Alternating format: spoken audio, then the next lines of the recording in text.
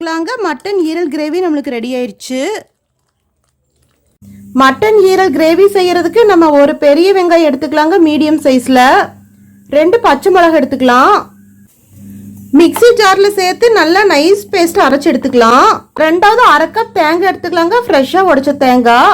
இது 1/4 கப் தண்ணி சேர்த்து நல்லா நைஸ் பேஸ்ட் அரைச்சு எடுத்துக்கலாம்.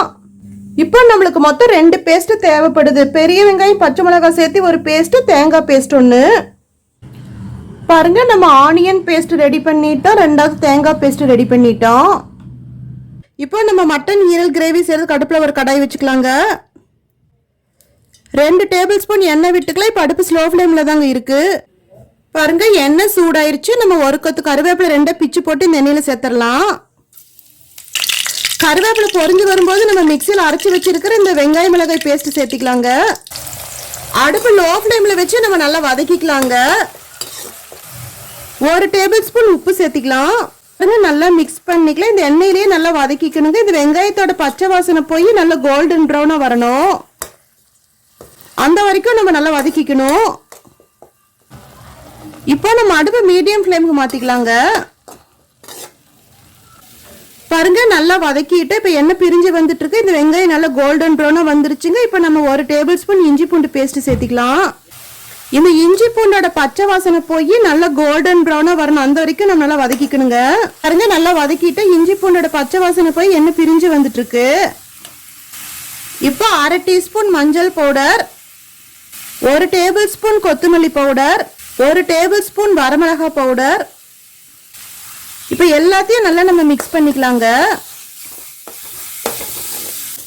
பாருங்க, நல்லா நம்ம மிக்ஸ் பண்ணிட்டோம். இப்போ நம்ம அரைச்சு வச்சிருக்கிற தேங்காய் பேஸ்ட் சேர்த்திக்கலாம். நல்லா மிக்ஸ் பண்ணிக்கலாங்க. இப்போ இந்த கடாயில நம்ம 1/2 லிட்டர் தண்ணி சேர்த்துக்கலாம். தண்ணி சேர்த்தமே நம்ம அடுப்பு ஹை ஃப்ளேமுக்கு மாத்திக்கலாங்க. பாருங்க, இப்போ நம்ம அடுப்பு ஹை ஃப்ளேமுக்கு மாத்திட்டோம். 1/2 கிலோ ஆட்டு ஈரல் நல்லா வாஷ் பண்ணி தண்ணி வடிச்சு வச்சது இந்த கடாயில சேர்த்துடலாங்க. பெரிய பெரிய பீஸா இருந்தா நம்ம சின்ன சின்ன பீஸா கட் பண்ணிக்கலாம். நல்லா கொதிச்சு வந்துட்டு இருக்கு. இப்போ ஒரு தடவை நம்ம உப்பு செக் பண்ணிக்கலாம். பத்தலைன்னா அட்ஜஸ்ட்மெண்ட்டுக்கு நம்ம கொஞ்சமா சேர்த்திக்கலாங்க. நல்லா மிக்ஸ் பண்ணி விட்டுறலாம். ஒரு மூடி போட்டு மூடிடலாங்க. அடுப்பு ஹை ஃப்ளேம்ல 20 நிமிஷம் நல்லா கொதிக்கட்டும். பாருங்க, அடுப்பு ஹை ஃப்ளேம்ல தான் இருக்கு. 20 நிமிஷமா இந்த ஈரல் நல்லா வெந்துட்டு இருக்குங்க. இப்போ நம்ம மூடி ஓபன் பண்ணிக்கலாம். இப்போ நம்ம 1 table spoon garam masala powder சேர்த்திக்கலாம். 1 டேபிள் ஸ்பூன் மட்டன் மசாலா சேர்த்திக்கலாம். நல்லா மிக்ஸ் பண்ணி விட்டுறலாங்க. திருப்ப நம்ம மூடி போட்டு வச்சிடலாம். 5 நிமிஷத்துக்கு ஹை ஃப்ளேம்ல நல்லா கொதிக்கட்டும். பாருங்க, இப்போ 5 நிமிஷம் ஆயிடுச்சு. நம்ம மூடி ஓபன் பண்ணிக்கலாம். கிரேவி நல்லா திக்கா வந்திருக்கு. 1 கைப்பிடி கொத்தமல்லி இலை நல்லா பிச்சு போட்டு சேர்த்திக்கலாங்க. நல்லா மிக்ஸ் பண்ணி விட்டுறலாம். இப்போ நம்ம இந்த ஸ்டேஜில் அடுப்பு ஆஃப் பண்ணிடலாங்க. மட்டன் ஈரல் கிரேவி நம்மளுக்கு ரெடி ஆயிடுச்சு.